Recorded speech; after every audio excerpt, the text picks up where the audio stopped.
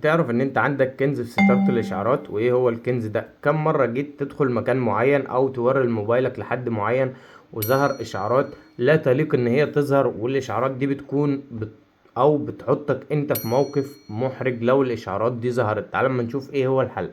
والحل موجود في ستارة الاشعارات. ستارة الاشعارات هتنزل ستارة الاشعارات بالشكل ده كده، وهتلاقي حاجة اسمها وضع التركيز. هتضغط على وضع التركيز بالشكل ده كده، وزي ما حضرتك شايف وضع التركيز ده عبارة عن وليكن مثالا تيك توك، فيسبوك، اي تطبيق انت عايز تحطه في وضع التركيز. ممكن تظبط له جدول زمني معين من هنا، انه ما يظهرش اشعارات ليه من وقت كذا لوقت كذا. دي حاجة ترجع لك انت.